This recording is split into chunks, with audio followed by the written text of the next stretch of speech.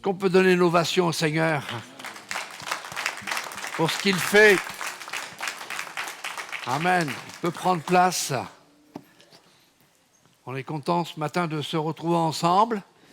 Vous n'avez pas eu peur de la pluie, parce que derrière la pluie vient le soleil. Mais même s'il pleut à l'extérieur, le soleil est dans notre vie. Vous êtes d'accord? Soleil de notre vie, c'est Jésus. On est vraiment content de se retrouver ensemble dans ce dimanche, même si c'est en plein milieu de vacances. Et on veut aussi que ceux qui ont pris des jours de congé puissent se faire du bien, se reposer, prendre le temps aussi pour déménager certains. Et on est content de revoir Gilles Bervard et sa merveilleuse épouse Sylvie. Je n'ai pas dit le merveilleux Gilles et puis son épouse, mais sa merveilleuse épouse Sylvie qui reviennent en Normandie. Certainement que le pasteur Mathias fera peut-être une plus grande, je dirais, présentation, mais on est content d'avoir tous ceux qui viennent, parce qu'ils viennent, c'est pour Jésus. Je voudrais vous amener à faire une lecture ce matin. Et cette lecture, elle se trouve dans l'évangile de Matthieu au chapitre 28 et à partir du verset 19 et 20. C'est un texte que nous citons depuis près de 4 mois. Il est dit ceci: « Allez, faites de toutes les nations des disciples, les baptisant au nom du Père, du Fils et du Saint-Esprit. » Si tu n'es pas encore baptisé, eh bien, il n'est jamais trop tard. « Et enseignez-leur à observer tout ce que je vous ai prescrit. Et voici, je suis avec vous tous les jours. Je suis avec vous tous les jours jusqu'à la fin du monde. » J'aimerais ce matin vous transmettre une pensée, une réflexion, plus est une question qui a jailli dans mon cœur dernièrement en pensant à ce thème que nous avons développé depuis quelques mois. Et cette question, depuis quelques semaines, n'a pas cessé de me travailler. Je suis convaincu que c'est l'Esprit de Dieu qui veut parler à nos cœurs. Et je pense que tous les prédicateurs dans notre Église veulent vraiment partager et transmettre uniquement ce que Dieu leur donne. Et ce qu'ils expriment, ce qu'ils expériencent lorsqu'ils lisent la parole de Dieu, lorsqu'ils se tiennent dans la présence de Dieu. Et je crois que Dieu veut nous parler, et il veut parler à son Église, spécialement dans ce temps de trouble, d'anxiété, temps de crainte. Et voici cette question, cette réflexion. Dans le dernier message de Jésus à ses disciples, il fait une extraordinaire promesse qui suit notre détermination à obéir au commandement de Jésus. Celui-ci est d'aller et de faire de toutes les nations des disciples, de les baptiser et les enseigner à observer la parole de Dieu, c'est-à-dire transmettre la bénédiction salutaire. Ta mission, mon frère, ta mission, ma sœur, c'est de transmettre la bénédiction salutaire, le salut en Jésus. Et puis vient cette promesse, « Voici, je suis tous les jours avec vous. » Et Jésus ne dit pas, « Je vais être avec vous » ou « Je serai ». Mais comme il est ressuscité, comme il est vivant et comme il est présent, il dit, « Je suis avec vous tous les jours. » Et il le dit à ses disciples, à ceux qui n'ont pas toujours été avec lui. Et voici le thème. Je suis avec vous tous les jours, et nous. Et nous. Et nous, est-ce que nous le sommes? Et nous, est-ce que nous sommes tous les jours avec lui? Regardons un petit peu les disciples de Jésus. Une sacrée équipe quand même, hein, avec des hauts et des bas, avec des réflexions, avec toutes sortes de choses. De son vivant, les disciples n'étaient pas tous les jours avec lui. Ah, bien sûr, ils marchaient avec lui, bien sûr, ils mangeaient avec lui, bien sûr, ils dormaient à côté de lui pendant 3 ans et demi. Mais rappelez-vous, quand Jésus a été dans le jardin de Gethsémani, alors que Jésus est pris d'une très grande angoisse, il viendra plusieurs fois vers eux pour leur dire « Vous n'avez pas pu veiller ?» Vous n'avez pas pu veiller ? 1 heure. 1 heure. 1 heure. Ça, c'est pas tous les jours, mais 1 heure. Combien de temps prenons-nous pour être avec lui ? Le temps d'un culte ? Ah, on a fait un effort, pasteur, voilà, la pluie, il a fallu sortir le parapluie, on serait bien resté chez nous, ce sont le temps des vacances. Le temps d'une prédication, le temps d'une étude biblique, le temps d'être en petit groupe ou dans les GDM. Alors, pourquoi le Seigneur a-t-il dit à ses disciples, vous n'avez pas pu veiller 1 heure ? Est-ce la fatigue ? Est-ce que la pression ? Est-ce que c'est la tension qui a amené les disciples à s'endormir, à ne pas être attentifs à ce que Jésus était en train de ressentir et de subir ? Et ils avaient oublié ce qu'il leur avait dit. Puis, lors de son arrestation, la Bible dit que lorsqu'ils ont arrêté Jésus, tous ses disciples se sont enfuis. Vous avez lu ça dans la Bible ? Tous ses disciples, ils se sont enfuis. Et comme le disait ma vieille monitrice d'école du dimanche, qui est dans le ciel, c'était une expression, ils ont pris la poudre d'escampette. Je ne sais pas si c'est normand, si c'est cauchois, je ne sais pas. Mais je crois qu'on comprend ce que ça veut dire. Hein. Alors les jeunes disent, ah, tous ils se sont carapacés. Et puis, devant le Sanhédrin, devant Pilate, devant Hérode, il n'y avait personne pour le tenir. Pierre qui suivait de loin, mais il suivait de loin Jésus, mais il y a eu un rapprochement avec un feu étranger.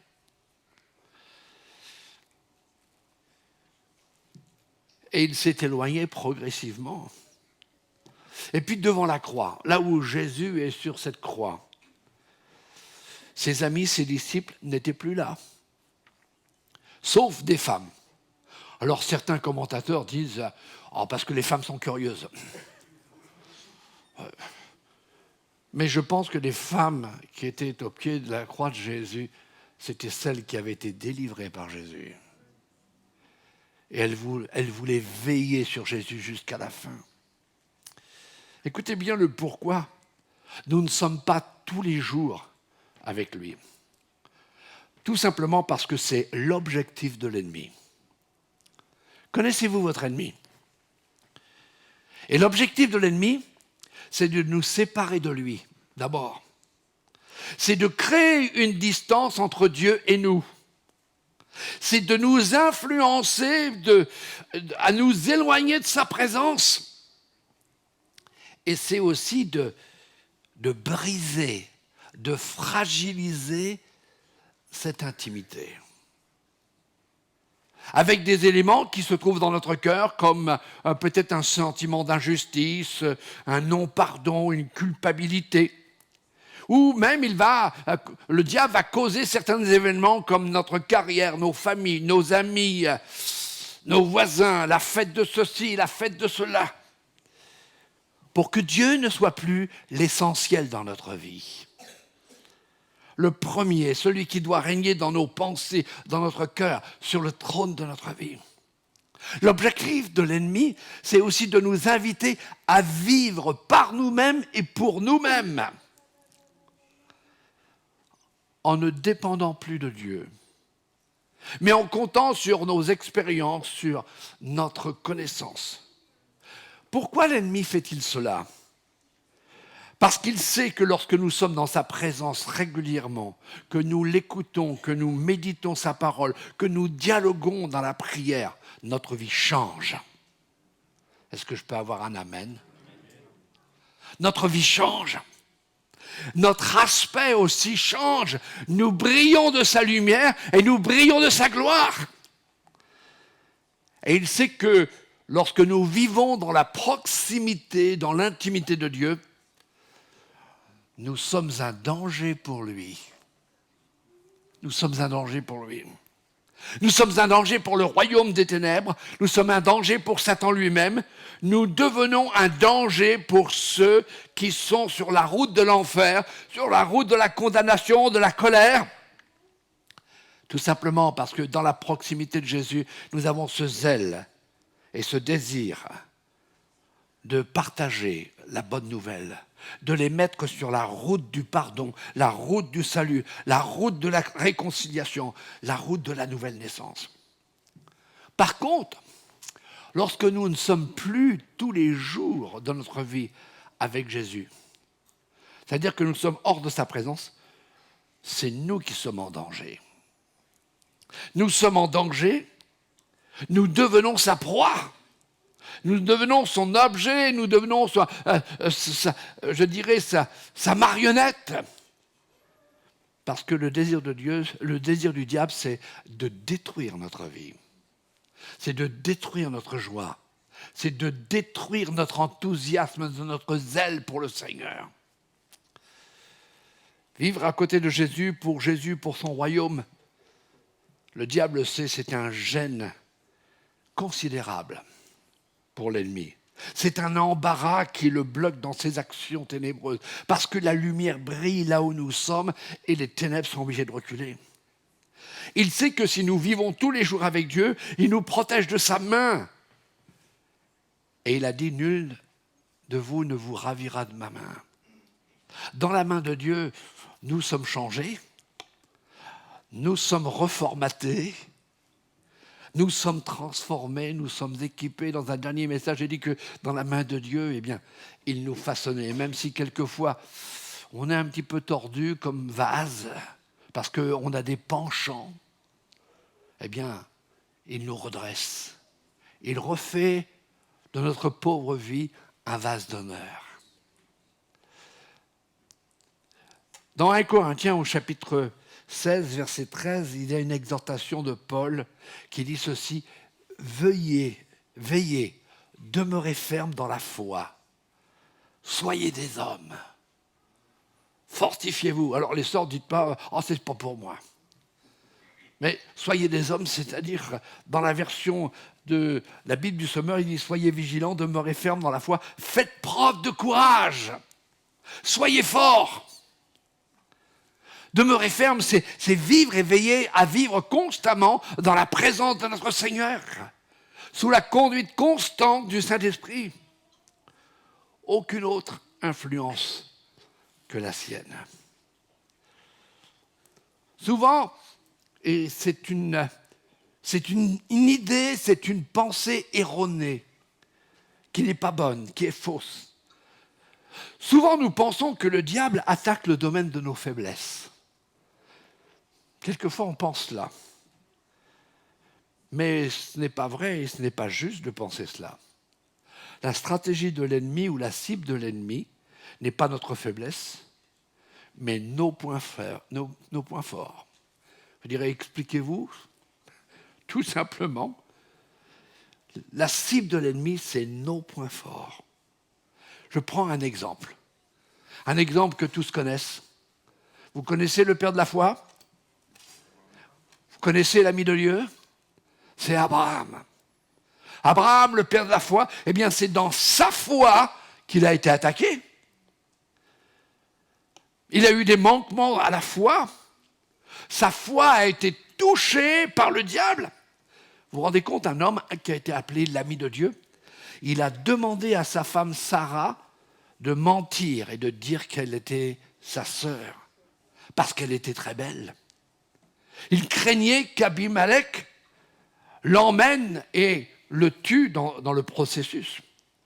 Abraham était connu par sa grande foi, mais il est tombé aussi dans le domaine où sa foi faisait défaut. Quand Dieu lui a promis un fils, il était tellement impatient, il coucha avec la servante de sa femme. Et le fils qui est né n'était pas le fils de la promesse, mais un fils qui allait devenir véritablement l'ennemi du peuple de Dieu. Regardons un autre exemple. Connaissez-vous l'homme le plus doux sur la face de la terre? Le plus doux. Moïse. Ah, Moïse, la Bible dit qu'il était le plus doux sur la face de la terre. Pourtant, à une occasion, il a manqué de sang-froid. Le diable l'a attaqué dans sa douceur, dans sa délicatesse, l'a attaqué dans sa compassion. Au lieu de parler au rocher pour désaltérer le peuple dans le désert, il s'est mis en colère, il a perdu son sang-froid. Et dans une irritation, il a frappé ce rocher. Et savez-vous qu'à cause de cette colère, de cet énervement, il y avait de quoi avec le peuple de Dieu. Hein.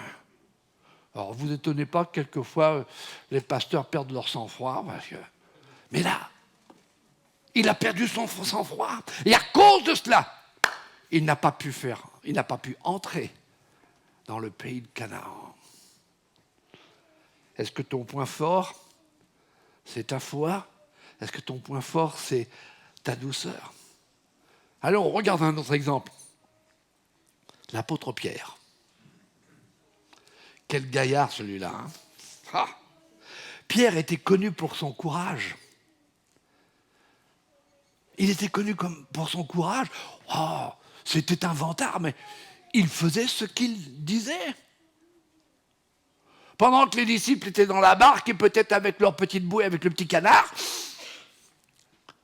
lui, il est sorti sans être attaché. Il est sorti en pleine tempête sur les eaux pour aller à la rencontre de son maître. La Bible nous dit qu'il a été aussi le premier à suivre publiquement Jésus-Christ et à tout mettre en jeu pour lui. Pourtant, son point fort, son courage a été attaqué par l'ennemi.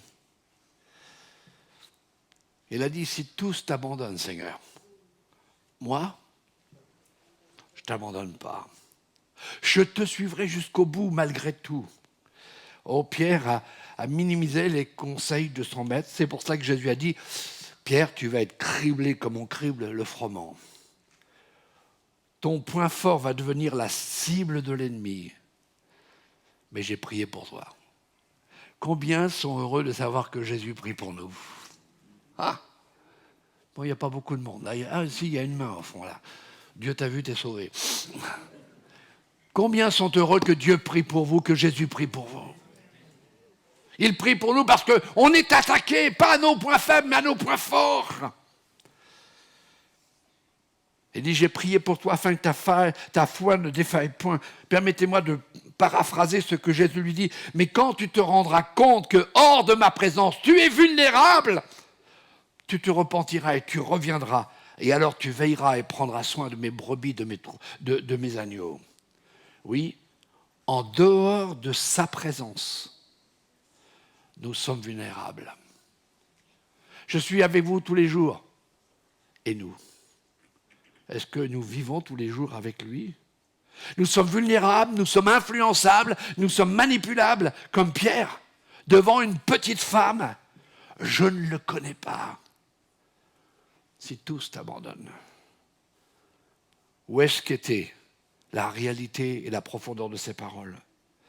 C'est sur nos points forts que le diable va nous attaquer. Lorsque nous ne veillons pas et nous comptons sur nos propres forces, sur nos stratégies, et non plus sur notre dépendance de Dieu. J'ai lu dernièrement une citation de cet homme de Dieu, peut-être que vous avez lu, peut-être Tozer, qui était le directeur de l'école biblique des Assemblées de Dieu aux États-Unis en 1900 et quelques. Et il a dit ceci, « Nos églises sont remplies de membres d'église dont très peu sont nés de nouveau. » Waouh! Et il dira, ces gens-là ont une religion, mais ils ne vivent pas pour Dieu. Et Dieu ne vit pas en eux.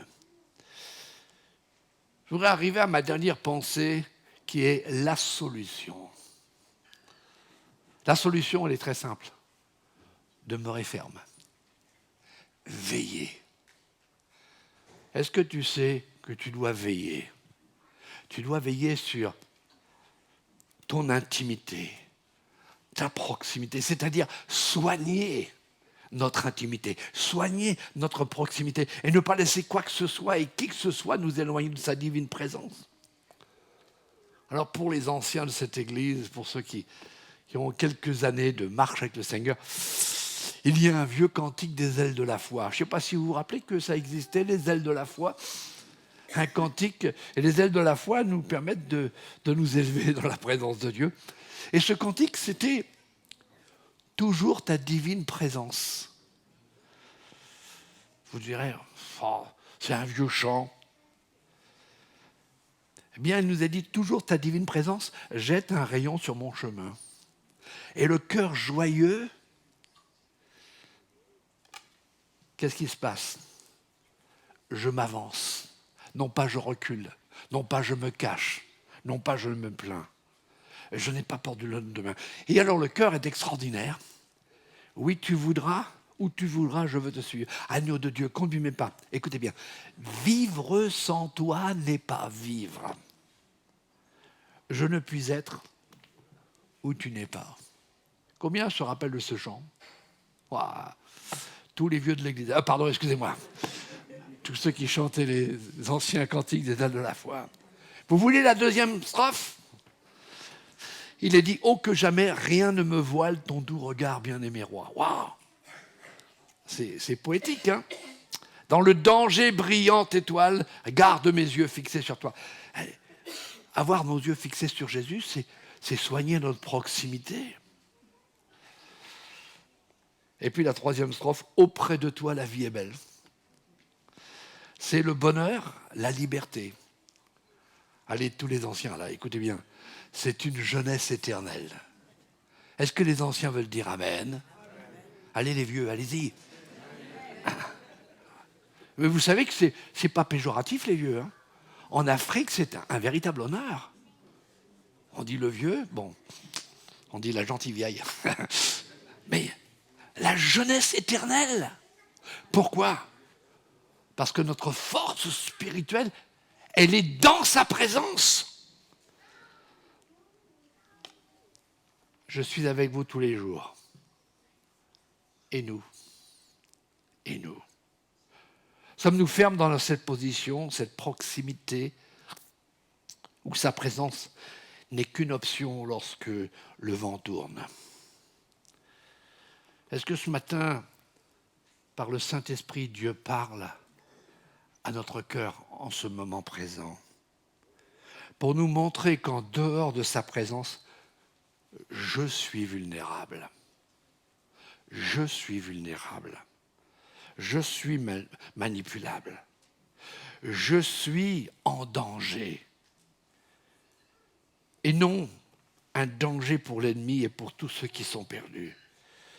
Tout simplement parce que je ne soigne pas mon intimité avec lui. Il y a un autre chant que je vais vous amener à chanter avec moi et avec le groupe de louanges, qui, à chaque fois que je le chante, me rapproche encore plus près du Seigneur. Il est dit ceci, dans ta présence, je suis rafraîchi. C'est auprès de toi que je suis béni. Écoutez bien, tu restaures mon âme. Tu me rassasies. Je n'ai pas besoin d'aller ailleurs pour être rassasié. Seigneur, ta présence fait toute ma joie. J'aimerais vous interpeller ce matin. Et c'est les dernières paroles que je veux vous adresser ce matin de la part du Seigneur. Tous ceux qui veulent renouveler leur intimité avec Jésus, tous ceux qui ont peut-être suivi Jésus, mais un peu plus loin, un peu plus éloignés, veulent se rapprocher. Tous ceux qui sentent la nécessité et l'urgence de vivre tous les jours avec Jésus, de vivre tous les jours sous l'onction du Saint-Esprit, de faire cette prière. Seigneur, je ne veux plus rien dans ma vie qui m'éloigne de toi. Est-ce que tu veux faire cette prière ce matin? Je refuse de vivre ma foi en contradiction avec ta parole. Je rejette toute influence de l'ennemi. On a chanté des chants ce matin qui allaient justement dans cette ligne. Viens dans ma vie, viens dans mon cœur, viens dans mon âme. Plus de toi, Seigneur, que mon être tout entier, corps et âme et esprit, soit tous les jours baigné de ta présence. Frères et sœurs, rappelez-vous, nous sommes toujours attaqués à nos points forts. Et la Bible nous dit, celui qui se croit être debout, prenne garde de tomber. Oh, ça ne m'arrivera pas. Bingo. Tu as touché le loto carrément dans les chiffres inversés. Vivre sans toi, ce n'est pas vivre.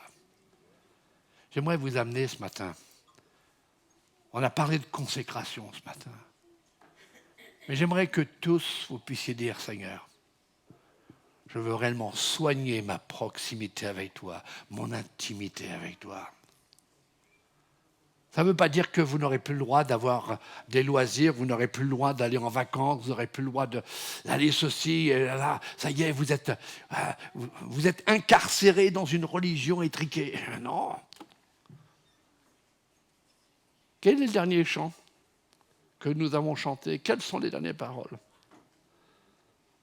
Il est parlé de « je suis libre ». Mais je suis libre en toi, je suis libre de faire passer ta volonté en premier, ton royaume en premier. Est-ce que vous voulez chanter avec moi ce chant dans ta présence? Et si vous voulez vraiment renouer votre intimité, je vous invite à vous lever. Et pendant ce temps de consécration, si vous voulez chanter avec nous, eh bien dites, Seigneur, je ne veux plus que rien ne me sépare. Plus rien ne me sépare de ta présence. Parce que, en dehors de ta présence, ce n'est pas vivre. Je vous invite